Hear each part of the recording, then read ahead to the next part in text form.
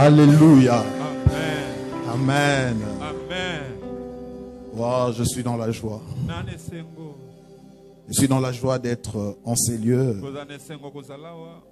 Et je bénis Dieu qui nous ait accordé ce temps. La Bible dit l'homme n'est pas maître de son souffle pour le retenir. Et j'ose croire que personne d'entre nous n'a fourni un effort pour être en vie. Et tout ce que nous sommes ce matin, c'est la grâce. Rien que la grâce. Et qui dit la grâce veut dire nous n'avons rien fait pour mériter ce que nous sommes. Et j'aimerais ensemble que nous puissions rendre grâce à Dieu en acclamant très fort le Seigneur. Alléluia. Merci de reprendre nos places. Merci. Je voudrais dire merci à l'ange de l'église, notre père, le pasteur Bob. J'aimerais sincèrement lui dire merci à lui et à sa tendre épouse que j'ai appris à beaucoup aimer. Merci pour la confiance et merci pour votre amour envers moi. Je me sens aimé, considéré. Il y a quelques jours en arrière, il y a une de mes filles qui est dans la salle, Sahel. Elle a connu un accident. Et puis j'avais besoin d'être épaulé pour qu'on aille la prendre en charge. Et le pasteur Bob avait beaucoup de programmes. Ce jour-là, il a tout arrêté pour que nous puissions prendre soin de notre sœur. Et ça m'a beaucoup marqué. Il est resté avec moi jusqu'à la fin du traitement. Et on a dû ramener notre sœur à la maison. De tout cœur, merci, papa. Merci pour tout ce que vous êtes pour moi. J'aimerais aussi apprécier la présence de mon épouse. Merci d'être épouse pour moi. Amen. Alors, nous ne sommes pas seuls. Il y a ma fille Sahel qui est dans la salle. Elle peut s'élever, on va apprécier sa présence. Merci. Elle est de Lubumbashi, mais ça fait presque 2 ans qu'elle est maintenant à Kin. Je suis heureux de rencontrer Papa Ulrich encore. Un merveilleux chanteur. Il nous a fait énormément de bien ce matin. Je me suis dit, autant na Kina. Amen. Ok, c'était agréable de louer le Seigneur en ces lieux. Amen. Que Dieu soit loué. Alors, pendant quelques minutes, je fais ce refrain. Mon Dieu m'aime. On va le chanter ensemble. Alors, Dieu m'avait mis à cœur d'écrire ce chant. Et l'essentiel de ce que je dis, je l'ai tiré d'une pensée biblique qui dit: si l'esprit de celui qui a ressuscité Christ d'entre les morts habite en nous, celui qui a ressuscité Christ d'entre les morts donnera la vie à nos corps mortels. Et ça m'a permis de dire, nous avons le même esprit. L'esprit qui a oint Jésus, c'est le même esprit qui nous oint. Jésus pouvait dire, celui qui croit en moi fera les œuvres que j'ai faites. Et il ajoute, il en fera même de plus grandes. Quelqu'un peut dire même esprit. Jésus nous apprenant à prier, il dit, quand vous priez, dites, notre Père qui est aux cieux. C'est son Père, mais c'est également notre Père. Quelqu'un peut dire même Père. Avant d'aller à la croix, Jésus a prié. Et dans une de ses intentions, il dit à Dieu, moi en eux, toi en moi, afin qu'ils soient parfaitement un. Mais que le monde connaisse que tu m'as envoyé et que tu les as aimés comme tu m'as aimé. Quelqu'un peut dire même amour. Même amour. Et ça, c'est le privilège que nous avons dans notre foi. Les dieux que nous adorons est notre Père. Jésus est notre grand frère. Ce que Jésus est, c'est ce que nous sommes. Est-ce qu'on peut proclamer ce chant pendant quelques minutes?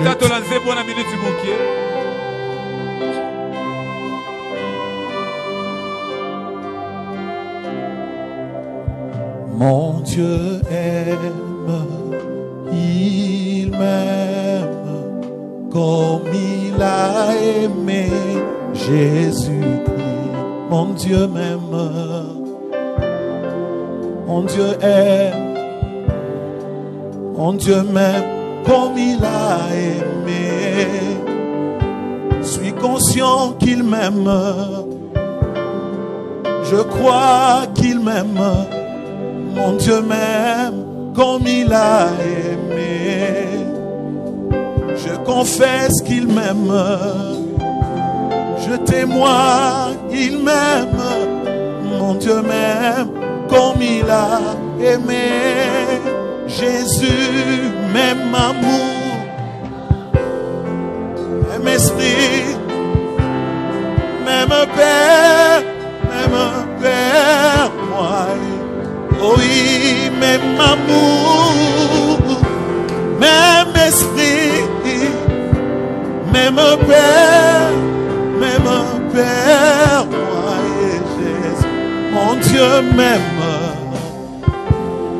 mon Dieu m'aime, il m'aime. Mon Dieu m'aime comme il a aimé.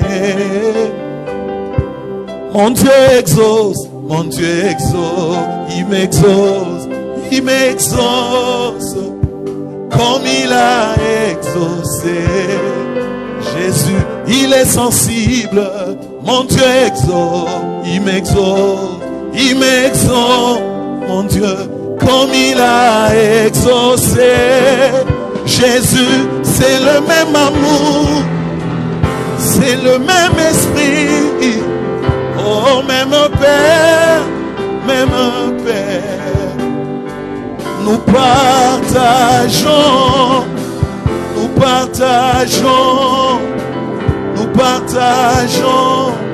même Père. Moi et Jésus, moi et Jésus, moi et Jésus, même Père. Moi et Jésus, moi et Jésus, moi et Jésus, moi et Jésus, moi et Jésus, moi et Jésus.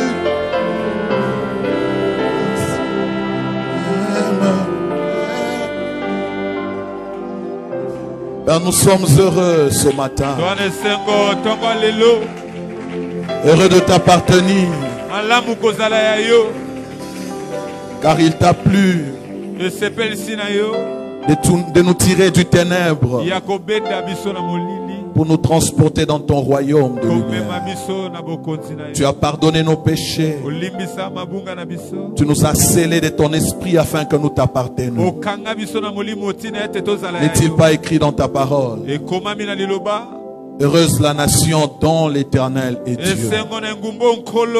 Et ce matin, nous sommes fiers de t'appartenir. Nous sommes fiers d'être des citoyens célestes. Heureux de savoir que nous sommes porteurs du salut. Et que ta divine puissance nous a tout donné. Et tout ce qui contribue à la vie et à la piété. C'est que le monde n'a pas, nous on l'a. C'est que le monde a, nous l'avons. Tu nous as donné une longueur d'avance afin que nous soyons différents. Merci Jésus d'être pour nous l'incarnation du bonheur du siècle présent et du siècle à venir. À toi la gloire pour le siècle sans fin. Au nom de Jésus, Amen. Est-ce qu'on peut acclamer le Seigneur? On a un maximum de bruit pour Jésus.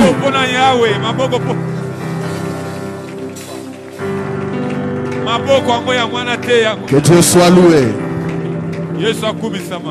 Si tu as ta Bible avec toi, nous prenons Jérémie chapitre 1er. Du 1er au 10e verset. Jérémie chapitre 1er. Du 1er au 10e verset. Jérémie chapitre 1er, du 1er au 10e verset, nous lisons au nom de Jésus. Amen. Parole de Jérémie, fils de Ilkija, l'un des sacrificateurs d'Anatoth dans le pays de Benjamin.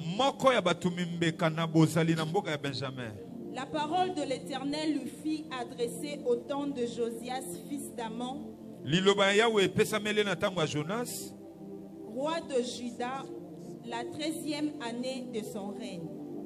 Et au temps de Joachim, fils de Josias, roi de Juda, jusqu'à la fin de la 11e année de Sédéchias, fils de Josias, roi de Juda, jusqu'à l'époque où Jérusalem fut emmenée en captivité au 5e mois. La parole de l'Éternel me fut adressée en ces mots. Avant que je t'eusse formé dans le ventre de ta mère. Avant que je ne t'eusse formé dans le ventre de ta mère. Je te connaissais. Et avant que tu fusses sorti de son sein, je t'avais consacré, je t'avais établi prophète des nations. Je t'avais établi prophète des nations. Je répondis, ah Seigneur éternel, voici je ne sais point parler, car je suis un enfant. Et l'Éternel me dit, ne dis pas je suis un enfant, car tu iras vers tous ceux auprès de qui je t'enverrai, et tu diras tout ce que je t'ordonnerai. Ne le crains point, car je suis avec toi pour te délivrer, dit l'Éternel. Puis l'Éternel étendit sa main et toucha ma bouche, et l'Éternel me dit, voici, je mets mes paroles dans ta bouche. Regarde, je t'établis aujourd'hui sur les nations et sur le royaume pour que tu arraches et que tu abattes, pour que tu ruines et que tu détruises, pour que tu bâtisses et que tu plantes. Amen. Est-ce qu'on peut acclamer la parole du Seigneur? Et ce matin, nous allons nous entretenir sur la percée. Alors que je m'entretenais avec le pasteur, j'ai voulu savoir quelle est la pensée de l'Église. Le pasteur m'a parlé de la percée. Et en méditant, je voulais que Dieu m'oriente pour me communiquer la pensée qu'il fallait que je donne ce matin pour notre édification.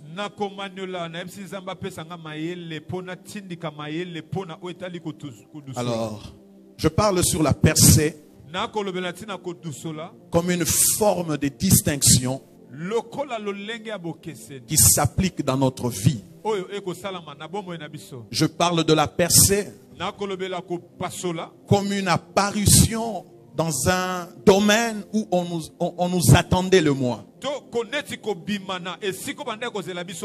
Je parle de la percée comme une réussite. Et c'est même la volonté de Dieu pour chacun d'entre nous. Dieu veut que chacun perce dans le domaine où il a établi. Dieu voudrait que tu connaisses du succès et de la distinction dans tous les domaines où il t'a établi. Et je prie que le témoignage ne soit pas que d'une seule personne, que tous nous ayons le même témoignage, que chacun a percé dans son domaine. Le premier point que je voudrais développer, je l'ai intitulé la loi de l'exception. La loi de l'exception. Et cette loi a de rapport avec le nom de l'église, la maison de grâce. Et je crois que le nom ne nous est pas donné de manière hasardeuse. C'est que la loi t'a privé, la grâce te l'accordera. C'est que le monde t'a privé à cause de ses exigences. La maison de grâce te l'offrira.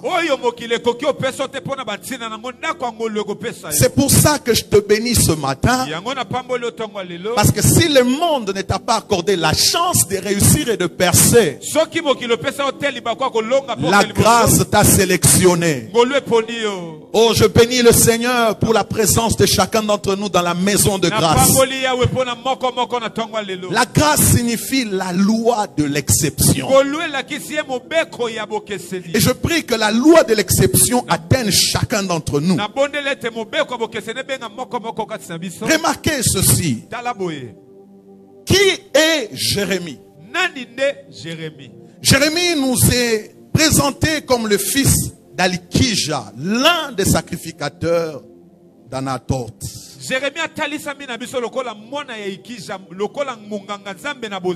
Il est donc issu d'une famille de sacrificateurs.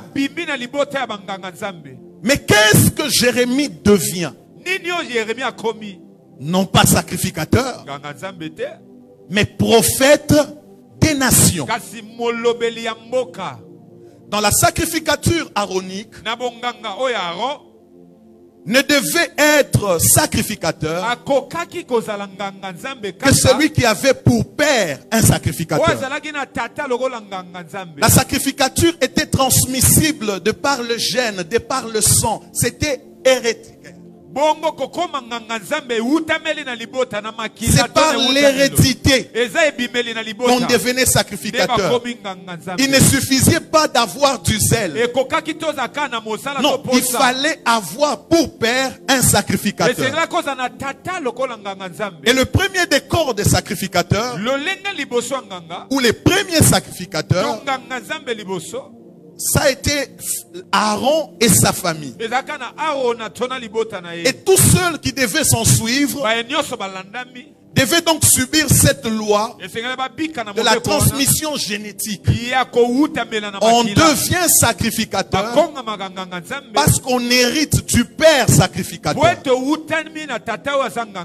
Ainsi pour Jérémie, ayant un père ou un parent sacrificateur, son avenir était donc connu.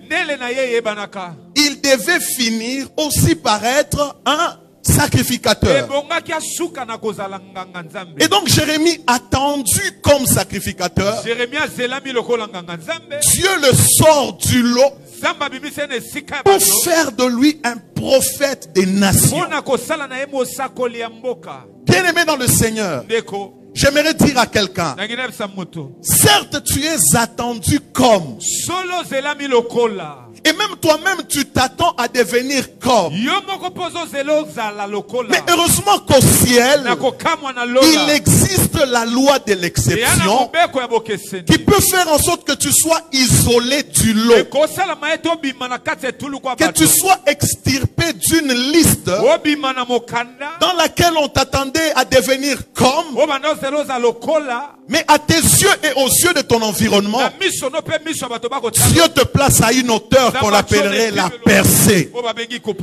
Est-ce que je parle à quelqu'un? Tu ne deviendras pas ce que les indices de ta vie disent que tu es. Mais tu deviendras ce que la loi d'exception dit de toi que tu seras. Jérémie savait qu'il finirait par devenir sacrificateur. Parce que les décors de départ présentaient les indices que voici ce qu'il deviendra de par ses origines. Tes débuts peuvent être connus, mais ta fin est un mystère que Dieu se réserve. On sait d'où tu viens. Mais comment tu finiras? Seul Dieu en détient l'exclusivité de l'information. C'est pour ça que je suis venu dire à quelqu'un, tu ne deviendras pas ce que ton hier t'a dit que tu es. Tu ne deviendras pas ce que tes indicateurs disent que tu es. Mais une loi d'exception va te sortir du lot. Tu t'attendais à être sacrificateur. On t'attendait sacrificateur. Mais Dieu te sortira du lot pour t'établir prophète des nations. Ce que j'aime avec la loi de l'exception, c'est qu'elle surprend celui qui vit l'exception. Elle surprend également ceux qui vivent avec celui qui vit l'exception. Voilà pourquoi je dis, il arrivera un temps où tu diras, est-ce moi ou quelqu'un d'autre? Est-ce moi ou quelqu'un d'autre? L'âge que tu as peut te présenter des indicateurs et te dire, avec l'âge que j'ai, voici au moins ce que je peux devenir. Mais le Dieu de la maison de grâce m'envoie te dire que ton âge n'est rien. Ton âge n'est rien. Ton âge n'est rien. La loi de l'exception va te conduire dans la percée. Et tu seras étonné de ce que Dieu aura fait de tout. Je prie que cette année, avant qu'elle ne s'achève, que quelqu'un commence à témoigner de la loi de l'exception. Attendu comme sacrificateur, Dieu a fait de lui un prophète des nations. Il y a des gens, quand vous les regardez comme ça, on peut facilement dire, il deviendra ceci ou cela. Faux calcul. Il existe ce qu'on appelle la loi de l'exception. Et c'est en cette loi de l'exception que nous croyons. Parce que la grâce est une loi d'exception. Je prie que la grâce localise quelqu'un. Je prie que la grâce localise quelqu'un. J'aime la grâce. La loi de l'exception veut dire aussi, tout peut arriver à tous, sauf à toi. Tout peut arriver à tous, sauf à toi. 1000 tomberont à ton côté, 10 000 à ta droite. Toi, tu ne seras pas atteint. Je prie pour quelqu'un qui est malade. Si tout le monde meurt de cette maladie, que la loi de l'exception puisse t'extirper de cette liste des morts. Eux peuvent mourir, mais toi tu ne mourras pas, parce que sur ta vie repose la loi de l'exception. Pour ce genre de problèmes que tu as, logiquement, on doit te licencier. Pour les genres de problèmes que tu as, en toute logique, on doit te répudier. Mais parce que la loi de l'exception s'applique à ta vie, ce qui est arrivé aux autres ne t'arrivera pas à toi. Je prie que la guérison, que la délivrance, que le salut localise quelqu'un et arrive à prouver qu'il vit la loi de l'exception. La Bible dit dans 1 Corinthiens chapitre 2, le verset 9. Mais comme il est écrit, ce sont des choses que l'œil n'a point vues, que l'oreille n'a point entendues, et qui ne sont point montées au cœur de l'homme. Des choses que Dieu a préparées pour ceux qui l'aiment. Ce que tu n'as pas vu et qui n'a pas été vu, ce dont tu n'as jamais entendu et qui n'a jamais fait l'objet d'être entendu, ce qui n'est pas monté dans ton cœur, même pas dans le cœur de l'autre, Dieu l'a réservé pour ceux qui l'aiment. Je prie que Dieu aille puiser dans la réserve la vie de quelqu'un et lui fasse subir la loi de l'exception. Oh non, quand vous habitez ce quartier, dans ce quartier on ne fait pas ça. Nous sommes de la loi de l'exception. Nous sommes les fils et filles de la maison de grâce. Si on ne peut pas bâtir à Matete, nous bâtirons à Matete. Si tout le monde est incapable à m'attêter, nous, parce que nous subissons la loi de l'exception, nous en serons capables. Tu n'es pas monsieur tout le monde. Tu es quelqu'un de différent. Je prie que la maison de grâce fasse émerger dans ta vie, fasse triompher dans ta vie la loi de l'exception. Il y a des moments où les hommes décrivent le profil de qui doit entrer et qui ne doit pas entrer. Qui doit devenir et qui ne doit pas devenir. Mais j'aime ce Dieu. Il est capable de briser les lois des hommes afin de faire triompher la loi de l'exception. Maison de grâce, Dieu m'a envoyé vous dire, la loi de l'exception, elle vous concerne. La loi de l'exception, elle vous concerne dans votre travail, dans votre santé, dans votre ministère. Que la loi de l'exception vous localise. Quel triomphe! Qu'on se dise, ceux de sa famille n'ont jamais atteint ce cap. Mais lui a fait l'exception. Tout le monde, sauf lui. Ah, tout le monde, sauf lui. Je prie que Dieu t'amène dans cette percée où tu témoigneras de la loi de l'exception, de la grâce qu'il y a dans la maison de l'Éternel. Qui a dit quoi? Qui a dit quoi? Et à quel sujet?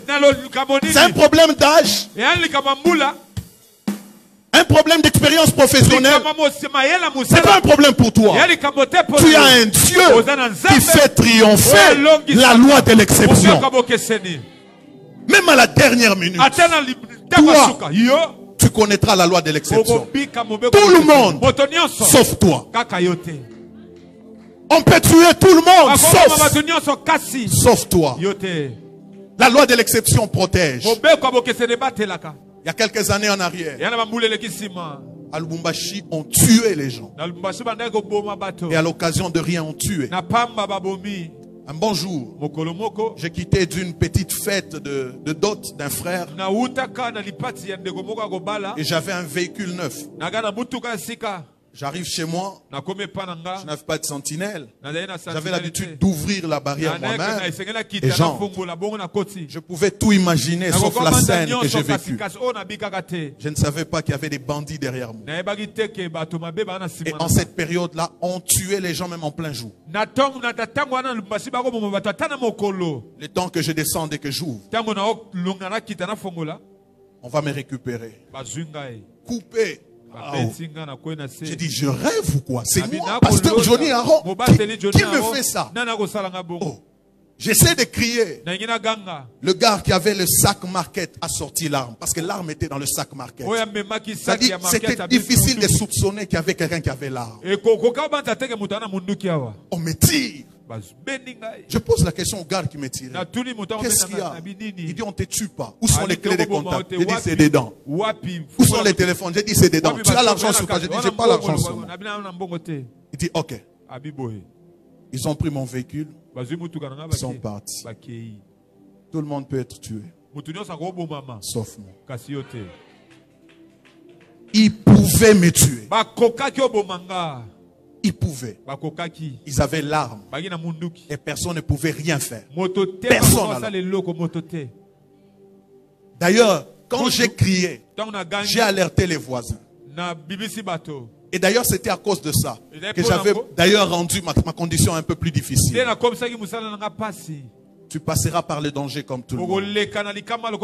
Mais toi, tu ne seras pas atteint.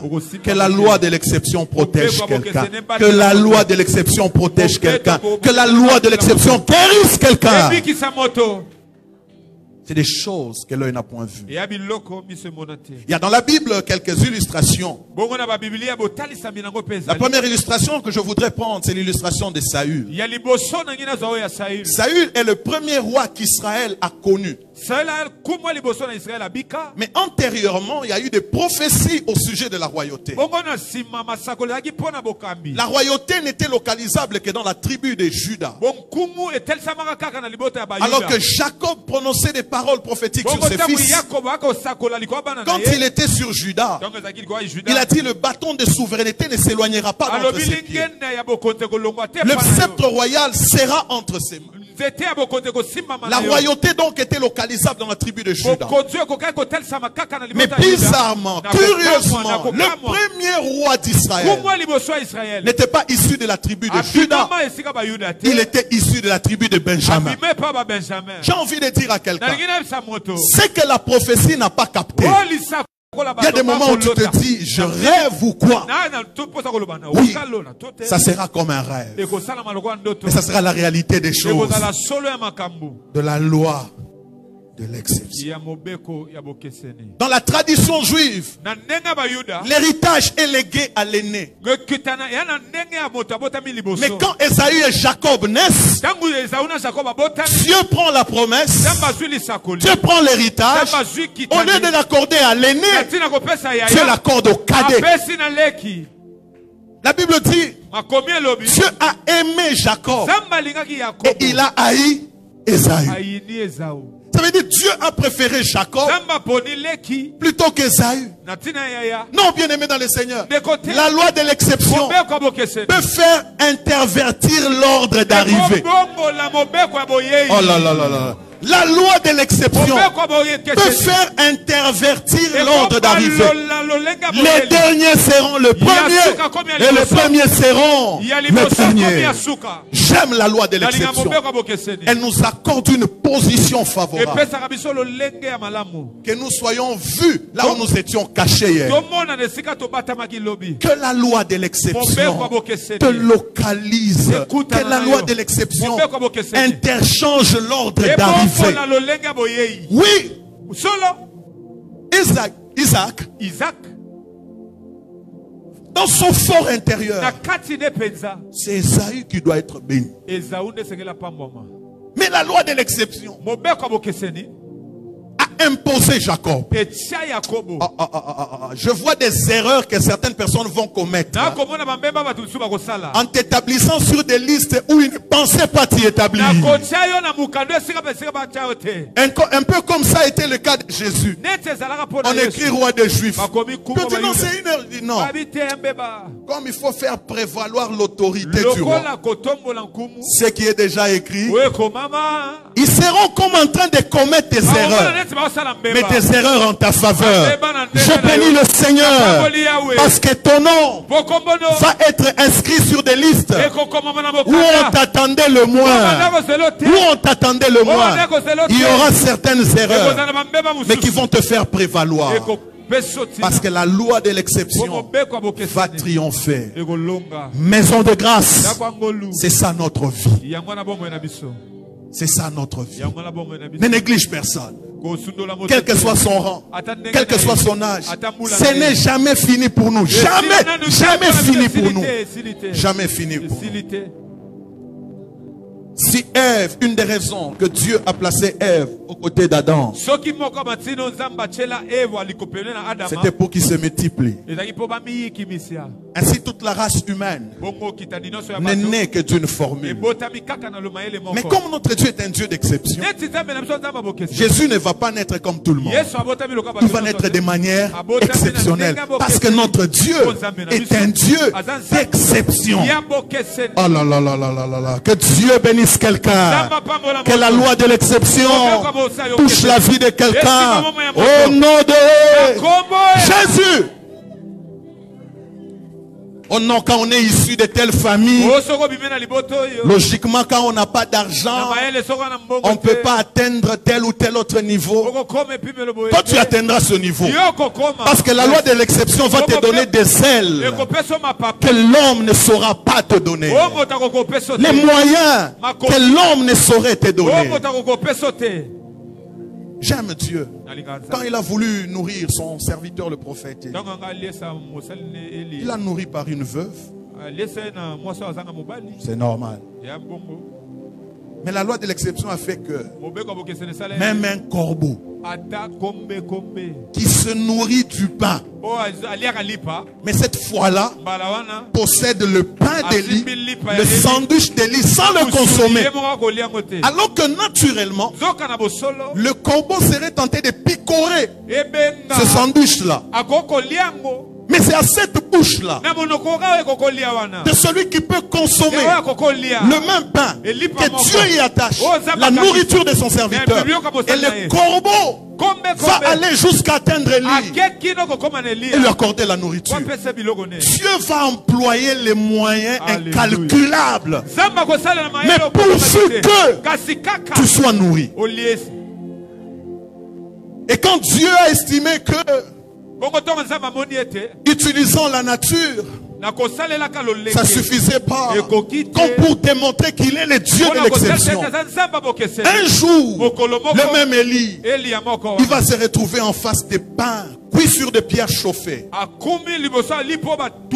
préparés à la cuisine du ciel, et de l'eau fraîche venu du ciel. Ça veut dire nourri sans le secours d'aucune main, nourri sans le secours d'aucune nature, mais parce que Dieu voulait que son serviteur vive. Mange et bois, car le parcours est encore long. J'aimerais dire à quelqu'un, il n'y a pas que les hommes que Dieu utilise. Quand les hommes auront fait défaut, Dieu suscitera pour toi les corbeaux. Quand les corbeaux auront fait défaut, Dieu te pêchera même les anges afin que tu vives ce qu'il a prévu que tu vives. La loi de l'exception. La loi de l'exception. Vous savez, quand on est dans une communauté comme celle-ci, si Dieu te dit, je vais toucher quelqu'un qui va te bénir, quelle serait la tendance? C'est de regarder qui a amené la veste, qui a une belle veste. Peut-être que c'est la personne qui va me nourrir, qui a garé une belle Jeep dehors. Mais comme notre Dieu est un Dieu d'exception, il va t'orienter chez une veuve. Quand tu rencontres la veuve et te dis, je n'ai rien, je n'ai rien. Parce que logiquement, celle qui n'a rien ne peut pas nourrir. Mais Dieu peut faire de celle qui n'a rien une source d'approvisionnement pour son serviteur.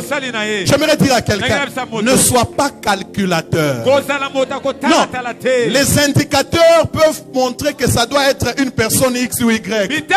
La loi de l'exception va te confondre.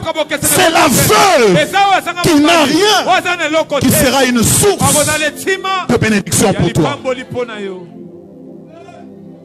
Dieu dit à son serviteur, j'ai ordonné à une femme de te nourrir. Moi, à la place d'Élie, je chercherai une belle bâtisse qu'il y a dans le quartier, qui a des protocoles qui doivent m'accueillir. Dieu dit, je ne suis pas dans ça. Je ne suis pas dans ça. Je ne suis pas obligé de te bénir par un riche. Je peux te bénir par un pauvre.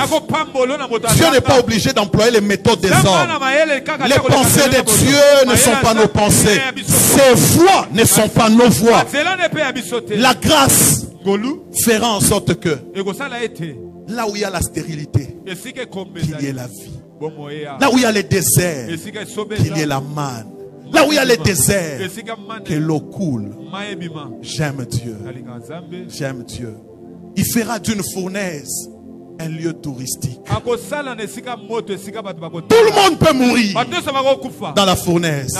Mais pour toi, ça sera un lieu touristique. Oh là là là là là. Je vois des hommes et des femmes qui vont inaugurer une vie d'exception, qui vont vivre et témoigner la loi de l'exception. La fournaise ardente qui tue tout le monde sera pour toi un lieu touristique. Dieu va confondre les lois de la nature. Parce que décider de prouver que ça peut arriver à tout le monde de mourir par le feu. Mais il existe une loi d'exception qui peut sauver ceux qui m'appartiennent. Que Dieu le fasse avec quelqu'un. Que Dieu le fasse avec toi. Alléluia. Alléluia. Deuxième point. Je l'ai intitulé le faux raisonnement. Le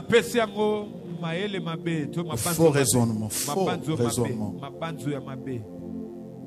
On dirait que c'est un lingala. Faux raisonnement. Verset 5 du même chapitre.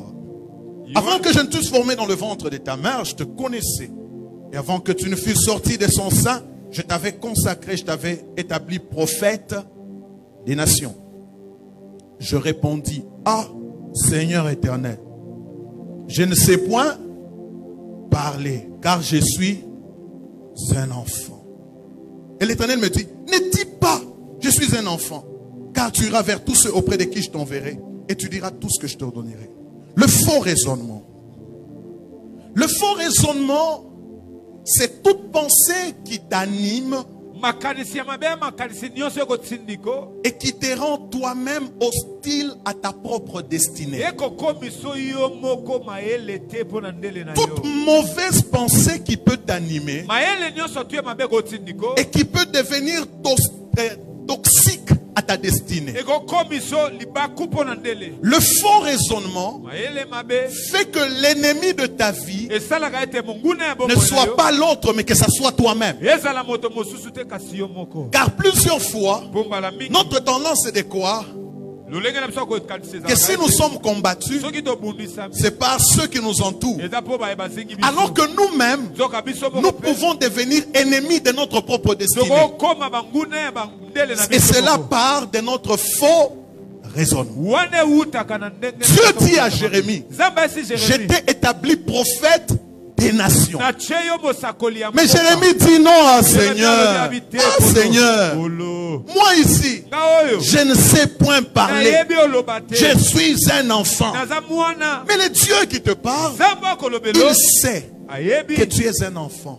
Il sait que tu ne sais pas parler. Mais c'est bel et bien lui qui te dit, je t'ai établi prophète des nations. Bien-aimé, j'en parle parce qu'il est des moments où le mépris de notre propre personne par nous-mêmes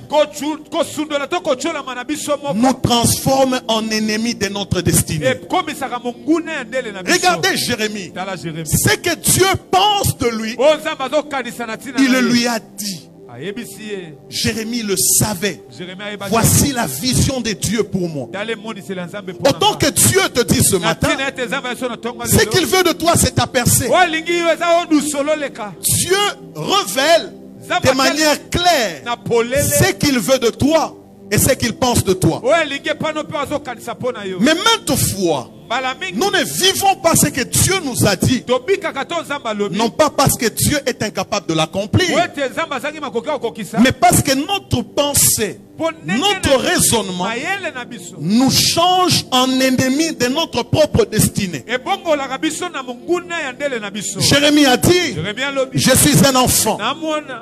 Et pour moi, c'est un mépris de soi. Celui qui se méprise, il crée un obstacle à sa destinée. Si tu veux vivre la percée, j'ai un conseil. Ne te méprise pas toi-même. Le mépris de soi est toxique à notre destinée. Le mépris de soi est toxique à la percée dont Dieu nous parle. Je ne sais point parler. Peut-être un problème de complexe. Je ne sais point parler. Peut-être un problème de peur. Bien-aimé dans le Seigneur. Et dans la Bible, plusieurs personnes ont failli rater le train. Il y en a d'autres qui ont même raté le train de leur destinée. Parce qu'ils n'ont pas eu une bonne opinion sur eux-mêmes. J'aime Dieu. Parce qu'au sujet de Jérémie, alors qu'il a dit, je suis un enfant, je ne sais pas parler, Dieu lui a dit, ne dis pas que je suis un enfant. Il y a eu comme une voix qui s'est imposée à la voix de Jérémie. Afin que ce que Dieu s'est résolu de faire ou d'accomplir, qu'il le fasse. Dans le livre de Nombres, chapitre 13, et principalement le verset 33. Il y a une expérience à laquelle Dieu soumet son peuple. Ce que j'aime avec Dieu, il va révéler à Israël ce qu'il pensait de lui. Mais voici ce qu'il fait. Il demande à Moïse, envoie les espions dans la terre promise, afin qu'ils aillent voir, qu'ils aillent regarder, qu'ils fassent une observation et qu'ils vous donnent le rapport à quoi ressemble votre destinée. J'aime Dieu. Il nous fait savoir d'avance ce qu'on doit être. J'aime Dieu. Il nous fait savoir d'avance à quoi ressemble notre vie. Alléluia. Alors il leur dit, allez voir Canaan. Un peu comme pour Jérémie, il a dit, je t'ai établi prophète. C'est pour que tu aies une idée de ce à quoi je pense. Quand les espions vont se rendre dans ce pays et revenir faire rapport à Moïse, il y a eu la majorité des espions qui ont dit, dans ce pays-là, nous y avons trouvé des fils d'Anak, des géants. À nos yeux et même à leurs yeux, nous étions comme des sauterelles. Je peux encore comprendre qu'eux-mêmes se disent qu'ils étaient comme des sauterelles. Mais ils n'ont jamais interviewé les fils d'Anak pour dire quelle est l'image que vous avez de nous, quelle est l'impression que vous avez de nous. Mais dans leur dire, à nos yeux et à leurs yeux, à nos yeux et aux leurs, nous étions comme des sauterelles. Sont-ils entrés en Canaan? Je pose la question, sont-ils entrés en Canaan? Ils ne sont pas entrés en Canaan. Pas parce que Dieu était un menteur, non. Mais parce que leur pensée ne s'est pas accommodée à leur destinée. Qu'il y ait plusieurs personnes parmi nous qui ont reçu les promesses de la part de Dieu et qui chantent même Mwanelaka akufakate. Mais akokufa. Ce qui a un faux raisonnement. So ozana faux raisonnement okokufa kana okomona ngo te. Na joui de Canaan que Josué et Caleb, ils se sont alignés dans la pensée de la destinée qui leur a été révélée. J'aimerais poser la question à quelqu'un ce matin. À quoi penses-tu? Ou quel type de pensée t'anime en rapport avec ta destinée? Que dis-tu de ta vie que tu es? Même quand les temps sont difficiles, le plus grand problème dans la vie, c'est de savoir se définir. Il y avait dans une maison deux fils. Dans l'histoire du fils prodigue. Le fils prodigue, lui, il savait que son père était son père. Et que dans les biens que son père possédait, il y avait une part de ses biens. Il a réclamé et il est allé se livrer à la prodigalité. Et puis il va rentrer. Le grand frère, quand il vient à la maison, il entend la musique, les danses. Il pose la question, qu'est-ce qui se passe chez nous? On dit le fils qui était perdu, ton frère, est revenu et puis on a organisé un festin sur ce sujet. Il dit c'est pas possible, c'est pas possible. Il va voir son père. Papa, moi je suis avec toi dans cette maison. Quand tu m'envoies, j'obéis. Quand tu me donnes des ordres, je les exécute. Pourquoi tu ne m'as jamais donné l'occasion d'organiser une fête et de me réjouir avec mes amis? Son père aussi s'étonne. Donc, tu avais eu l'intention d'organiser une fête, mais tu ne l'as jamais fait. Pourtant, tout ce qu'il y a ici, mais c'est à toi. Tu aurais pu t'en servir et organiser la fête comme tu le voulais. Mais malheureusement pour ce fils, il avait la mentalité des travailleurs, mais étant fils de la maison. Quand il pensait se réjouir, il ne s'en réjouissait pas. Parce que sa mentalité était une mentalité des travailleurs, des agents, des mercenaires. Il se prenait pour un travailleur alors qu'il était un fils de la maison. Et le père s'étonne. Tu es fils dans cette maison. Tu ne sais pas te réjouir. Et c'est la grande maladie de la plupart d'entre nous.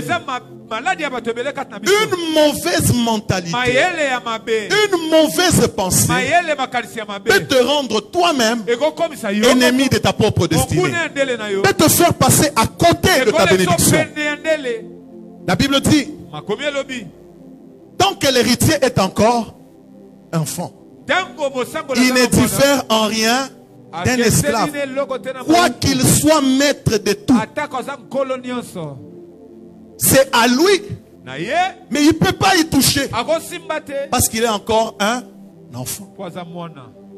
Mais vous savez que l'enfant, ce n'est pas d'abord un problème d'âge, c'est un problème de raisonnement. L'apôtre Paul a dit, quand j'étais enfant, je parlais comme un enfant, je raisonnais comme un enfant, je pensais comme un enfant. Mais quand je suis devenu un homme fait, j'ai fait disparaître l'enfance. Je prie ce matin que quelqu'un fasse disparaître l'enfance. Changer la manière de réfléchir. Changer le type de raisonnement. Quand tu affrontes la vie, ne l'affronte pas comme un défaitiste. Affronte-la comme quelqu'un à qui on a dit, la percée te concerne. Affronte-la comme quelqu'un à qui on a dit, tu es du nombre de ceux qui doivent réussir. Qui es-tu, grande montagne? Devant Zorobabel, tu seras aplani. Savoir qui on est, le type de raisonnement qui nous anime, peut faire en sorte que nous vivions ce que Dieu nous a promis, ou que nous passions à côté. Dans 2 Corinthiens chapitre 10, verset 5, la Bible dit, nous renversons les raisonnements et toute hauteur qui s'élève contre la connaissance de Dieu, et nous amenons toute pensée captive à l'obéissance de Christ. Il y a des raisonnements, des types de pensées qui doivent tomber, des forteresses qui doivent tomber, notre système de pensée qui doit être formaté pour avoir la pensée d'en haut, pour avoir la pensée de Dieu.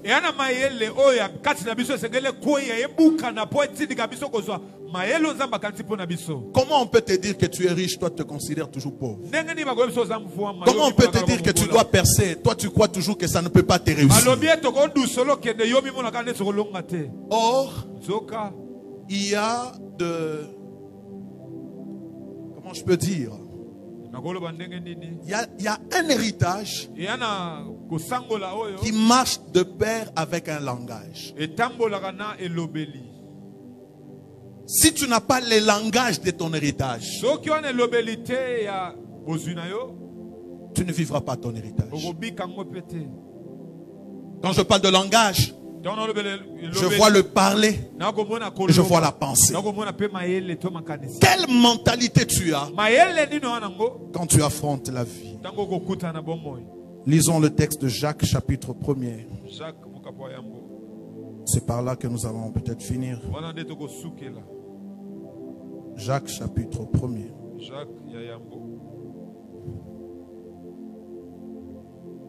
On va nous lire Jacques 1, 22 à 25.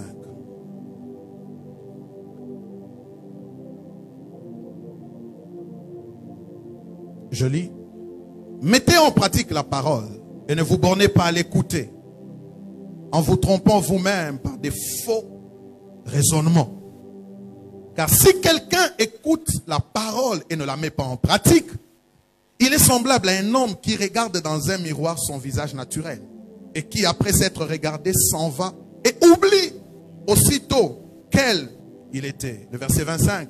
Mais c'est lui qui aura plongé les regards dans la loi, parfaite est la loi de la liberté, et qui aura persévéré, n'étant pas un auditeur oublieux, mais se mettant à l'œuvre, celui-là sera heureux dans son activité. Amen. Est-ce que le texte est clair ou il faut le commenter? Amen. Est-ce que le texte est clair? La loi de l'Éternel est un miroir. Quand Dieu te parle, tu es comme devant un miroir. Mais si après avoir écouté Dieu, tu oublies qui tu étais, tu ne jouiras pas du bonheur. Tu ne jouiras pas du bonheur. La plupart d'entre nous, notre foi s'active que dans les 4 murs ici. Quand tu sors, on te pose la question, c'est comment?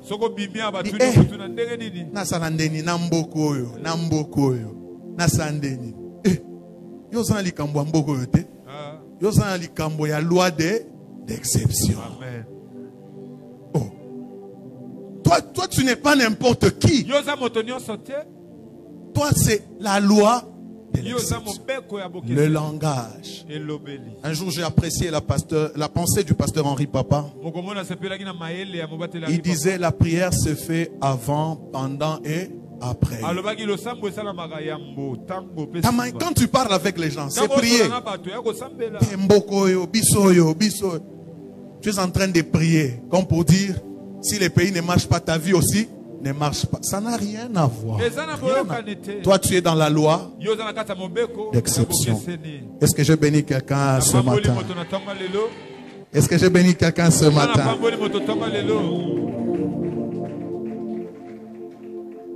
Alors, je ne saurais pas continuer. Je m'arrête par là. Je crois que si Dieu nous en donne le temps, on reviendra. Mais je crois que cette parole a révolutionné quelqu'un.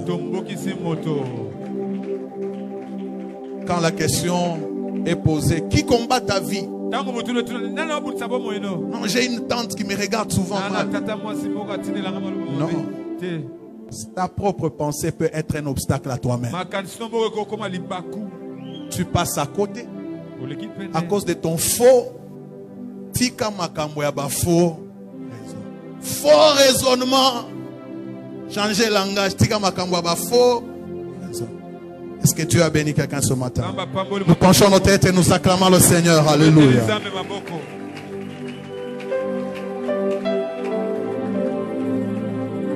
Zamba makawa minene, Zamba makawa minene, Osala kama kambwele kela kamayo, Zamba makawa minene, oh Zamba makawa minene. Samba makambwa minene, osala kamakambwe ekela kangayo. Samba makambwa minene, osamboyo makambwa minene.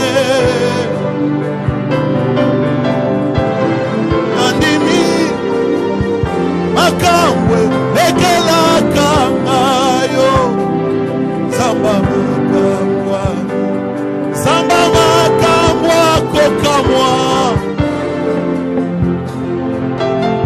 oh Samboyo, osalaka